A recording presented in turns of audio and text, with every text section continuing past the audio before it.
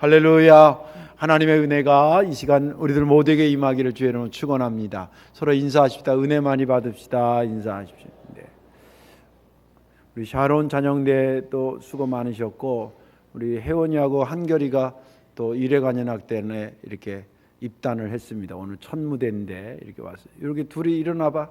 이렇게 뒤돌아서 봐. 어른들한테 인사하고 박수 한번 하겠습니다. 감사합니다. 아유, 저럴 때는 딸이 없는 게 참. 하나님의 말씀 제목 한번 따라하시다. 하나님의 손길을 빼고 자신을 해석하지 마세요. 아멘. 한 달 조금 넘은 것 같은데, 한 달 그 정도 전에 제 인생에 특히 목회에 많이 영향을 주셨던 원로 목사님 한 분이 안타깝게 돌아가셨습니다. 빈소를 찾아서 조문을 하고 또 사모님한테 위로를 전하면서 그분이 저에게 주셨던 거룩한 영향들을 돌이켜보면서 옛날의 생각들이 주마등처럼 막 스쳐 지나왔습니다. 저는 그분을 82년도 제가 감리교 신학대학에 1학년 입학했을 때에 처음 뵀습니다. 우리 감리교 그 학교에서는 일반 교회에 실습 나가는 게 신학생들한테 의무적으로 패스학점이었기 때문에 꼭 나갔어야 됩니다. 근데 제가 고향이 원주라서 매주 교회를 갈 수가 없어서 서울에 어디 봉사할 때를 찾아야 되겠다 찾다가 지금 마포중앙교회에 찾게 됐는데, 거기에 이제 5월달로 기억하는데 5월달에 갔습니다. 비교적 늦게 간 거죠. 찾다가. 그런데 목사님 처음 만나가지고 저한테 물어보는데 이렇게 얘기를 하시더라고요. 그 목사님 별명이 호랑이 목사님이에요. 얼마나 무서운지. 근데 저한테 하는 말이 1년 있다가 가려고 그러면 오지 말래요. 여기서 4년 하려고 그러면 오고 1년 있다 뭐 1년 있다가 뭐 가려고 그러면 오지 말래요. 그 이유가 뭐냐? 네가 와서 여기 1년 있다가 뭐 1년 있다 가면, 그 당시에 그 교회도 한 400~500명 되던 교회니까 교인들이 너 왔다 간지도 모른다는 거예요. 인간관계는 그렇게 맺어가면 안 된다는 거예요. 적어도 한 4년 정도는 1학년, 2학년, 3학년, 4학년 꾸준히 네가 오면 맨 처음에는 네가 잘 안 보여도 나중에 시간이 되면 그 신학생이 우리 교회 와서 봉사했지 라고 각인되어지면 네 목회에 이 교회가 튼튼한 버팀목이 돼줄 거라는 거예요. 그러니까 그렇게 생각하면 오고, 그렇게 생각하지 않으면 오지 말래요. 근데 그 당시는 아까도 말한 것처럼 5월달이었기 때문에 뭐 이 교회다 저 교회다가 찬밥 더운 밥 가릴 수도 없었고, 제 계획은 1학년 때는 어느 정도 사이즈, 또 2학년 때는 또 그거랑 다른 사이즈, 또 뭐 3학년 때는 특수목회하는 교회, 뭐 이런 식으로 1년에 한 교회씩 옮겨가면서 배우려고 그랬거든요, 나름대로는. 근데 한 방에 그 꿈이 무너졌습니다. 알겠습니다. 4년 동안 하겠습니다. 그리고 그 교회를 계속 나가게 됐습니다. 나중에 그 말씀이 어떤 말씀인지 제가 깨닫게 됐죠. 그리고 이제 가서 실습을 하면서 목사님이 이제 중간중간에 어떤 얘기들을 하고 그러시는데, 또 다른 건 다 기억이 안 나는데 한 말씀이 또 기억나는데 뭐냐면 이럽니다. 작은 일이라고 우습게 생각하지 말고 하라고 작은 일을 주면 성실하게 하라는 거예요. 내 마음에 들든 안 들든 작은 일이다 생각하더라도 그거 하라 그러면 성실하게 하라는 거예요. 그렇게 성실하게 일하다 보면 앞으로 네가 점점점 모든 일이 너한테로 돌아오게 된다는 거예요. 네가 일 찾아다닐 것도 없대. 네가 열심히 성실하게 작은 거라도 하나로 열심히 하면 점점 갈수록 일들이 너한테로 다가오게 돼 있대요. 그런 말씀. 그리고 제가 신학교 다니면서 경제적으로 굉장히 어려웠었다고 말씀드렸잖아요. 그 목사님이 개인적으로도 그렇고 교회적으로도 원래 예산이 안 잡혀 있었는데, 제가 어렵다는 걸 알고 그 다음 해에 조금씩 더 해서 저에게 이렇게 저렇게 많은 것을 도와주셨습니다. 제가 목사님한테 이렇게 목사님한테 제가 큰 은혜를 받아서 다 갚지도 못하는데 큰 걱정이라고 그랬더니, 그 목사님이 이런 자에 딱 말하기를 나한테 갚을 일 없대요. 그 대신 네가 누군가를 도와줄 넉넉한 위치에 서게 되면 오늘 내가 너한테 베푼 그 은혜를 생각하면서 너의 도움을 필요로 하는 사람한테 아낌없이 도와주래요. 그 당시 아까 말한 그 여러 지금 소개한 세 가지 말씀이 100% 이해되지는 않았습니다. 사실은 한 곳에 계속 있어라, 일을 열심히 하면 온다, 그 다음에 나는 사람한테 도와줘라, 이런 것들이 완전히는 완전히 이해를 못하는 건 아니지만 그렇다고 100% 이해되는 것도 아니었으나 그 말씀을 잘 가슴에 담고 그렇게 목회를 시작해가지고 오늘까지 오고 있습니다. 지나면서 보니까 그 목사님 말이 정말 맞았고 목회자에게 그건 정말 중요한 요소들이었습니다. 제가 이제 화성에서 이제 교회 이렇게 하고 좀 교회가 든든해지고 그럴 때에 그 목사님 은퇴하신 이후에 저에게 와서 설교도 하시고 또 교회 봉헌식 했을 때 와서 순서도 맡아주시고 그러셨습니다. 사실은 우리 교회 와서 설교는 안 하셨지만 제가 여기 부임한 다음에 목사님 사모님 초청해서 식사 대접하고 또 여비도 좀 드리고 그런 일도 했습니다. 제 인생 목회에 그 은퇴하신 목사님의 그 손길을 빼고 제 목회를 해석할 수 없는 것처럼 내 삶의 모든 여정 속에서 하나님의 손길을 배제하고 내 삶을 해석하려고 하는 것은 어불성설과 같은 것이다. 그런 의미에서 하나님의 손길을 빼고 자신을 해석하지 않기를 주님의 이름으로 축원합니다. 오늘 본문에 있는 말씀은 호세아서에 있는 말씀인데 호세아는 북이스라엘에서 활동하던 선지자입니다. 서기전 760년에서 망하기 722년에 망하는데 그 한 40년간을 그가 사역을 하게 됩니다. 북이스라엘이 타락해서 아수르한테 망하는 것을 바라보면서 사역을 하던 선지자였기 때문에 하나님께서 호세아를 통해서 집중적으로 하셨던 메시지가 무엇이겠나 한번 생각해 보세요. 회개하고 돌아와야 산다. 회개하고 돌아와라. 그래서 여러 가지 그 주제를 여러 가지 패턴으로 이스라엘 백성들에게 말씀하셨습니다. 예를 들자면 여기 오늘 읽질 않았습니다만은 이 호세아한테 하나님 명령하기를 야 호세아야 너 음란한 여인 고멜과 결혼해라. 아니 왜 저인들 순박한 여인 순결한 여인하고 결혼을 하고 싶은데요? 아니야. 내가 너의 삶을 통해서 이스라엘 백성들에게 줄 메시지가 있어서 그래. 그래서 음란한 여인을 했는데 아니라니까 삶이 아주 엉망진창이잖아요.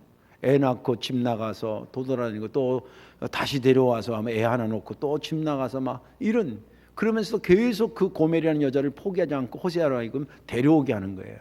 그것이 이스라엘과 하나님과의 관계를 얘기하는 겁니다.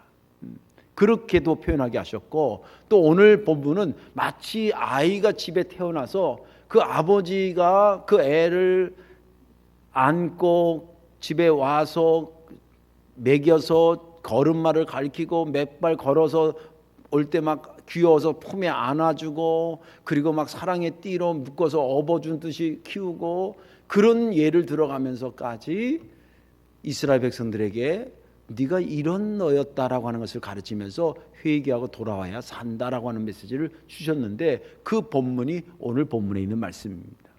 여기 본문에 보니까 이스라엘아 네가 어렸을 때에 내가 너를 거기서 건져왔어. 애굽에서 건져왔어. 노예 상태에서 너를 자유롭게 데리고 왔어.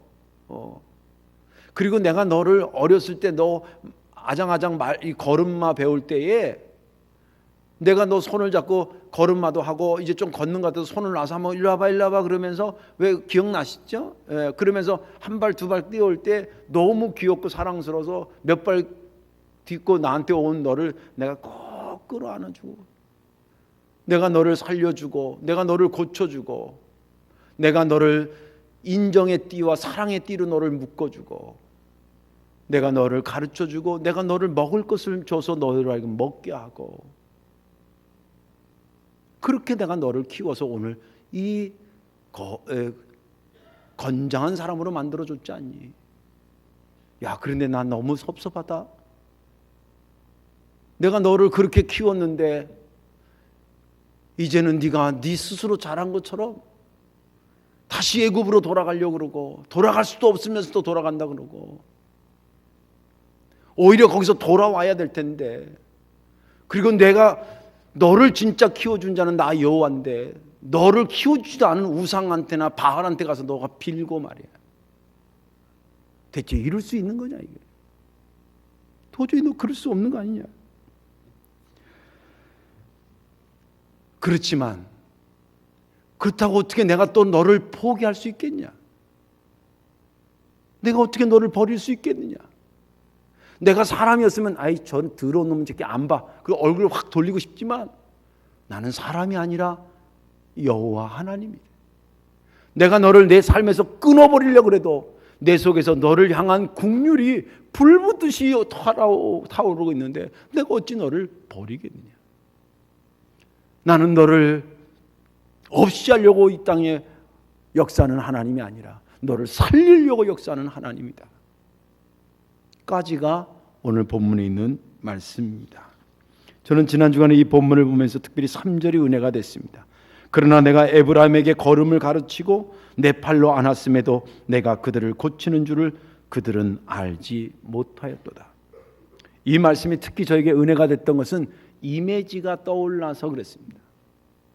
어떤 이미지냐면 아까도 말한 것처럼 마치 아버지가 낳아서 아이가 이제 아장아장 걸을 때에 그 걷는 것을 보면서 귀여워하고 또 어느 정도 걸어온 것을 막 끌어안아주고 어떻게든지 그를 살려주고 그런 이미지가 하나님 이렇게 이미지가 아니라 아버지 되신 하나님, 자식을 보며 기뻐하시는 아버지의 모습이 연상되었기 때문에 은혜가 됐고, 그러면서 제가 애들 키웠던, 저도 아들놈들이 둘인데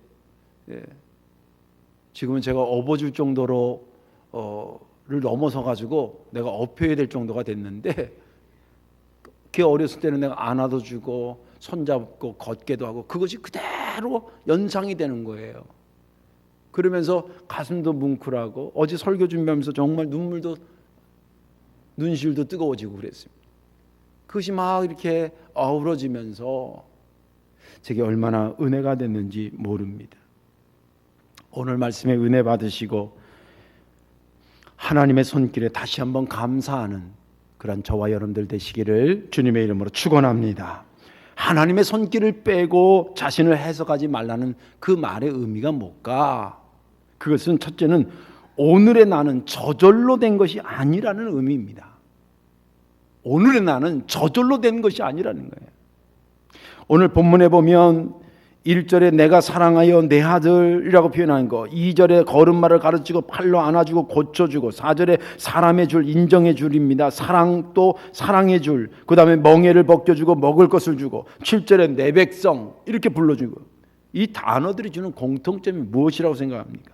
이 공통점은 하나님께서 이스라엘 백성들을 자녀 삼으시고 그 아버지로서 그들을 사랑하는 그런 마음을 그대로 표현한 것입니다. 그분이 이스라엘 백성들에게 기본적으로 너는 내 자식이다, 내가 너를 사랑하는 자다, 그런 마음을 가지고 있는 것이 집약적으로 이 단어에 표현되고 있다는 거예요. 그걸 몇 가지로 분리해 보면, 첫째는 그가 하나님이 어떻게 그에게 사랑으로 다가가냐면 호칭에서 알 수가 있습니다. 호칭에 오늘 보니까 내가 사랑하는 자라 그러고, 너는 내 아들이라 그러고, 너는 내 백성이라고 불러줬습니다. 사람이 사람한테도 호칭을 잘 불러주면요, 상대방의 기분이 굉장히 좋고 자존감도 있고,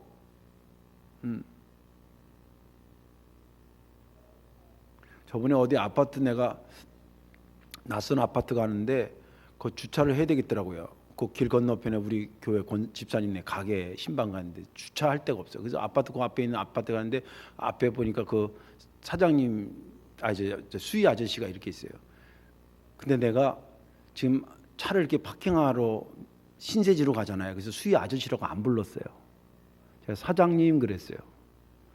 그랬더니 표정은 안 그러는데 딱 눈빛이 얼른이라서 어떤 일이세요? 그래서 제가 요 앞에 가게 이렇게 온 교회 목사인데 이렇게 사장님한테 좀 양해를 구한다. 그렇지, 그 조그마한 막사는 그분 사장이잖아요.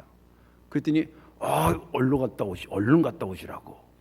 그래서 또 고마워서 갔다가 그 집이 김밥을 하는 집이라 김밥 한 2줄 싸가지고 그 사장님한테 줬어요. 여기 사장은 수희를 얘기하는 거예요. 그분은 주니까 너무 고마워요. 다음에 또 오시래.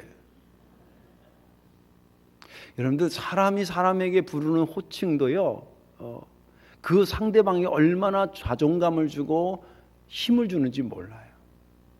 그런데 호칭 중에 호칭은 사람이 사람한테 불려주는 호칭보다 하나님이 사람한테 불려주는 호칭이 최고인 줄로 믿으시기 바랍니다. 하나님이 뭐라냐면 너는 내 사랑하는 자라는 거예요. 너는 내 아들이라는 거예요. 너는 내 백성이라는 거예요. 이거 돈 준다고 하나님께서 그렇게 불러주시겠어요? 한번 생각해 보세요.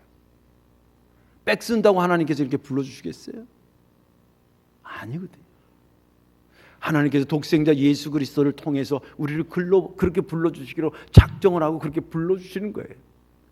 호칭에서 얼마나 아버지로서 자식을 사랑하는 그런 것이 물씬 느껴나게 됐다는 거예요. 두 번째 보니까 돌보시는 손길을 통해서 따뜻한 아버지의 이미지가 확 나타나요. 돌보는 모습에서. 여기 보니까 걸음마를 가르쳐줬대. 또 잘 걸었다고 품에 안아줬대. 또 죽음에서 건져서 고쳐주셨대. 이게 억지로 하는 모습이 아니에요. 또 다 의무감에 하는 것도 아니에요.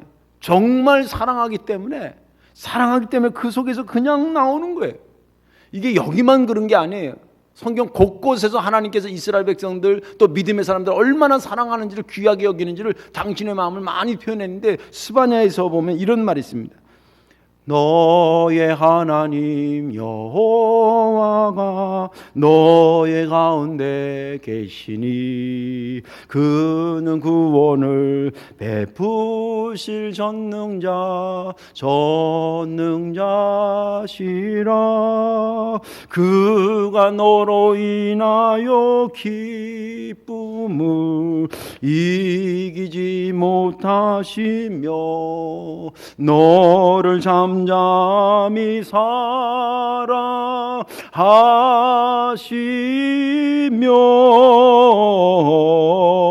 즐거이 부르며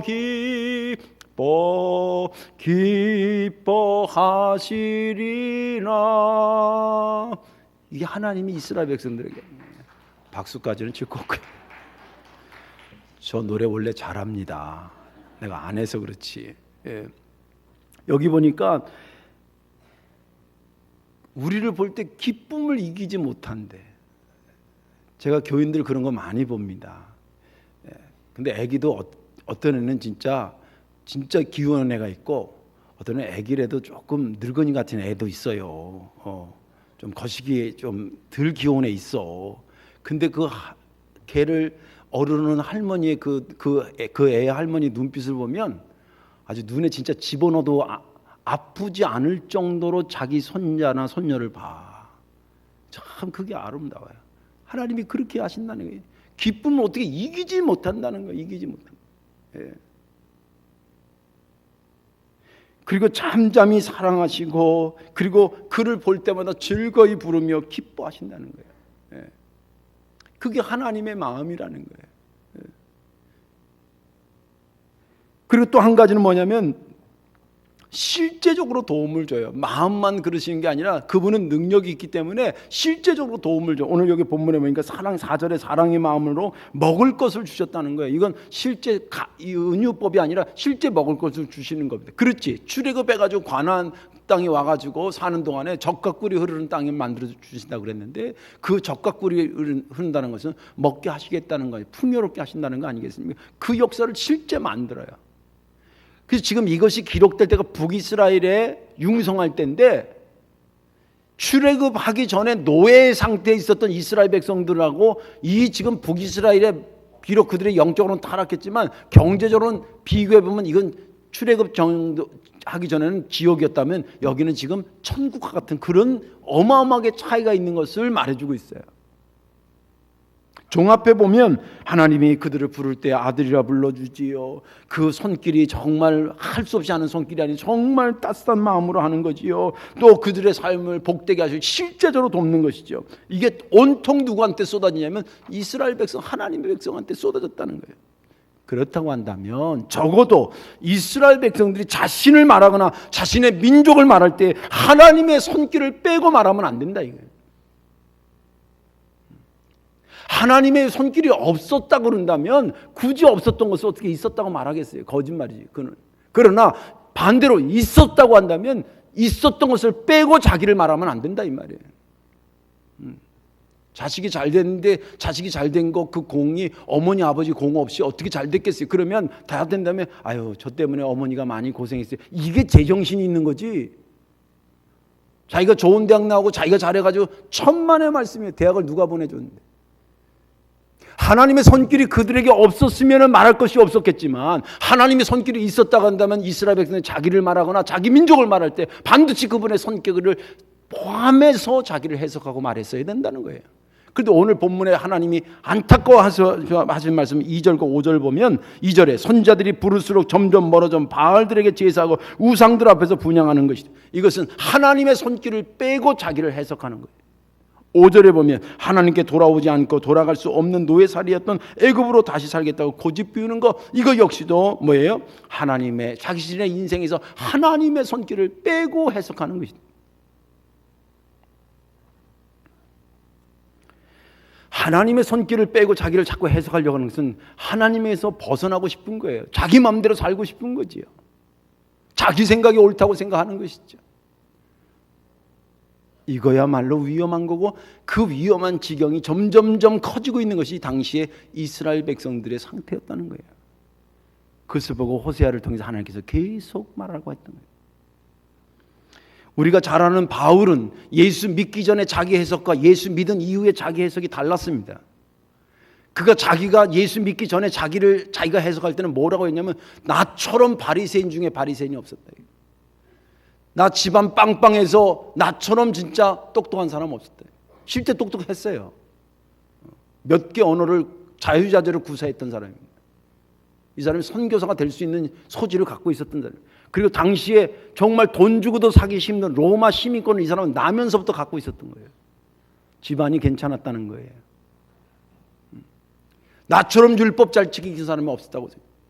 그리고 그 율법을 더 잘 지키기 위해서 예수 믿는 자들을 잡아서 감옥에 집어넣는 역할까지도 누가 시키지도 않는데 자기가 자원해서 하고 그랬던 사람이에요. 이게 예수님 만나기 전에 바울이 자기에 대한 해석이었습니다. 그가 예수님을 만나고 나서 그리스도의 보혈의 피의 은혜를 깨닫고 나서 자기 해석이 완전히 바뀝니다.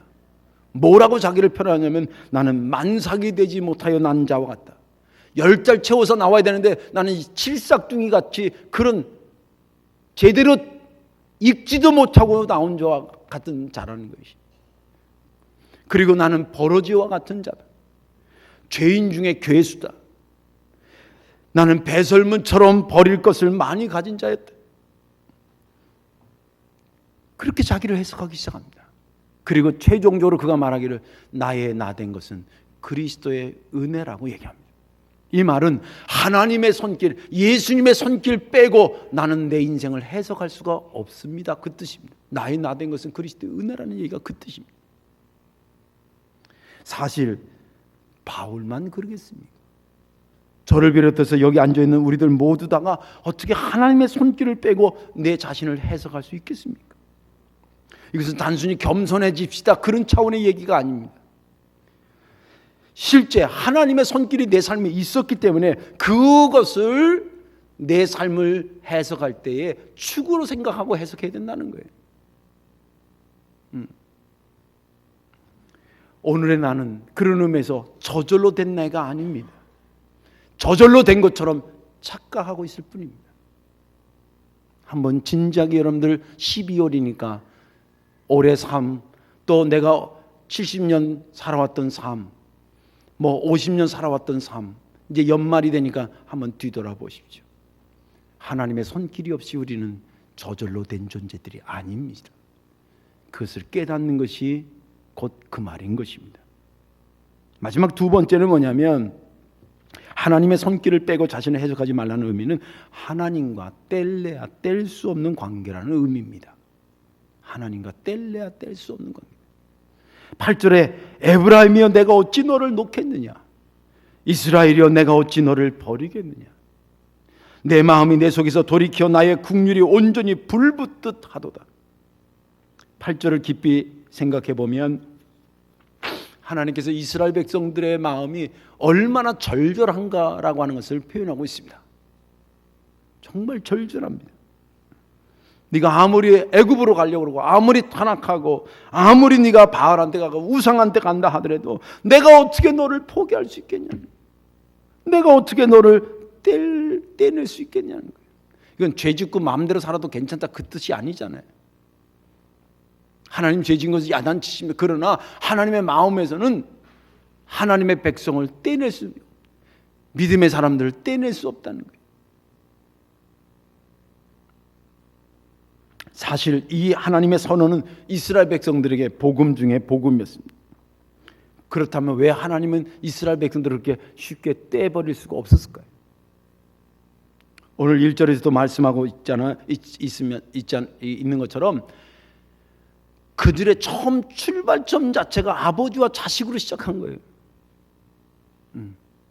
여기 1절에 나왔어요. 이스라엘이 어렸을 때에 내가 사랑하여 내 아들을 애굽에서 불러냈거늘 그랬잖아요. 처음 시작을 뭐로 시작하면 아버지와 자식으로 이스라엘 백성을, 이거 어떻게 뗄래야 뗄 수 없잖아요. 저와 여러분들의 만남이 뭐로 시작했냐면 사업하다 만난 게 아니잖아요. 여러분들이 몸담고 다니는 성덕교회 담임 목사로 오면서부터 만남이 시작된 거예요. 담임이라는 것은 내가 여러분들을 위해서 생명 바쳐서 일하겠다는 것이고 여러분들도 생명 바쳐서 나와 함께 간다는 거예요. 그런 의미에서 담임 목사님 그렇게 불러주시는 거고 나도 우리 교회 교인 이렇게 부르는 거예요. 하나님과 이스라엘 백성들을 어떻게 하다가 우연히 만난 사이가 아니었습니다. 그것은 아브라함으로 거슬러 올라가도 그럽니다. 내가 너를 불러서 내가 너로 하여금 자식을 번성케 하고 네 후손들이 하늘의 별처럼 땅의 모래알처럼 많게 하리라. 많은 민족이 너를 복의 근원으로 부르게 될 것이다. 하나님이 아브라함을 통해서 이스라엘 백성들을 형성할 때에 그 관계가 아버지와 자식 그거보다 더 강하면 강했지 덜하지 않았다는 거예요. 그러니 이게 아무리 뭐 하나 저런해도 부자관계라는 게 이게 끊어집니까? 예를 들자면 부부는 끊어진대요. 촌수가 없대. 예? 부부는 빵촌이에요. 빵촌. 빵촌은 남일 수도 있고 하나면 하나가 될 수도 있고 그런 거예요. 그러나 자식은 촌수가 발생합니다. 아시죠? 아버지랑 아들의 관계는 일촌이에요. 일촌. 아, 이 새끼 더러워. 저거 말 되게 안 들어. 일촌 날릴 수가 있는 게 아니에요. 처음 출발점이 그런 거예요. 예. 그걸 자식들이 교묘하게 아버지를 이용하지. 아무리 이래도 아버지는 나를 버리지 않을 거야. 그런지는 모르겠습니다만 그럼에도 불구하고 그래요, 사실은. 처음 출발점이 그랬다는 거예요. 이사야서에도 또 이런 말씀이 있습니다. 여인이 어찌 그 젖 먹는 자식을 잊겠냐는 거예요. 자기 태에서 난 아들을 긍휼히 여기지 않겠냐. 그들은 혹시 잊을지라도 나는 너를 잊지 아니할 것이라. 하나님이 하신 말씀이에요. 사람도 자기 젖 먹이는 자식을 잊어버릴 수 없는데 하물며 내가 너희들을 잊겠냐는 거예요. 너희가 내 자식인데. 예수님도 주님께서 말씀하셨잖아요. 내가 너희들을 고아와 같이 버려두지 아니하리라. 아버지가 없는 자식처럼 만들어 놓지 않겠다. 주님이 우리에 대한 말씀이고 마음이었습니다. 또 그분은 본성 자체가 사랑이에요. 하나님의 본성 자체가 사랑이기 때문에 하나님은 한 번 사랑으로 결정한 것은 취소하는 법이 없습니다. 여러분들 예수님의 이름으로 구원받으신 줄로 믿으시기 바랍니다. 그 구원의 유효기간은 영원한 것입니다. 아, 나 실수했어. 나 취소한다. 너 구원 아니야. 그러지 않는다는 이 말이에요. 그건 제가 말한 게 아니라 로마서에 보면 그렇게 기록되어 있습니다. 하나님의 은사와 부르심에는 후회하심이 없으시도다. 이건 또 아무렇게나 막 살아도 된다 그 말은 아니에요. 하나님의 기본 입장은 그렇다는 거예요. 우리를 부르시고 그 부르신 자가 그대로 제대로 못 살더라도 나 그 괜히 별로서 그거 이러지 않는다는 거예요. 우리가 상상할 수 없는 마음이 하나님의 마음인 줄 믿으시기 바랍니다. 그거예요. 그 어떤 것도 거기서 끊을 수 없다고 로마서에 또 말하기를 높음이나 기쁨이나 다른 어떤 피조물이라도 우리를 우리 주 그리스도 예수 안에 있는 하나님의 사랑에서 끊을 수 없으리라. 우리를 향한 하나님의 손길이 이렇다라고 하는 것을 알고, 다시 말해서 하나님 내 삶을 해석할 때 하나님의 손길이 없이 내 해석하지 말라고 하는 말은 뭐냐면, 나는 하나님과 뗄래야 뗄 수 없는 관계 속에 있다는 것을 인지하면 삶의 태도가 달라진다는 거예요. 이제는 사람이 죄의 유혹이 올 때도 있고 심지어는 죄에 넘어갈 때도 있어요. 그러나 그 전에 하나님은 나와 뗄래야 뗄 수 없는 관계 속에 있다라고 하는 것을 믿고 있는 사람이라면 죄 짓기 전에 하나님의 자식이 내가 그러면 안 되지, 그런 마음으로 이길 수 있고, 혹시 그래도 죄를 짓게 되면 아이고 나를 기다릴 텐데 하나님 품으로 빨리 가야지, 그러면서 돌아간다는 거예요. 또 어떤 일을 할 때도 아이고 하나님이 이걸 원하실까 하나님께 하기 전에 물어보고, 되어진 다음에 하나님한테 감사하다고 보고하고, 그게 하나님의 자식이에요. 왜? 그분과 나는 뗄래야 뗄 수 없어. 내가 70세를 살았으면 70년까지가 하나님의 손길의 역사고, 내가 80을 살았으면 80이 하나님의 역사의 흔적들인 거예요. 그분의 손길을 떼고 빼내고 어떻게 나를 해석할 수 있겠어요? 그분과 내가 이렇게 끊을 수 없는 관계 속에 있다는 건데. 이제 말씀을 정리합니다. 오늘 우리는 12월 첫째 주일을 맞이하고 있습니다. 한 해를 마무리 짓고 또 한 해를 돌아보면서 내년도를 준비하는 시점에 있습니다. 영적으로 조금만 깊이 생각해도 하나님의 손길이 올 한 해도 우리 삶에 많이 있었음을 고백하지 아니할 수 없을 것입니다. 그렇게 있었던 하나님의 손길을 내가 오늘 나를 해석할 때에 배제시키지 말라는 거예요. 오늘의 나는 저절로 있어진 나가 아니고 하나님 없이 그냥 나 혼자 살았던 삶이 아니라는 거예요. 이 믿음을 가지고 따뜻한 손길을 주신 하나님께 감사하시고, 또 앞으로도 내게 계속 내 삶의 역사하실 하나님의 손길을 기억하면서 내 삶을 보다 더 진지하게 해석하며 살아가시기를 주님의 이름으로 축원합니다. 기도하겠습니다. 사랑과 은혜가 많으신 전능하신 아버지 하나님, 은혜를 감사합니다.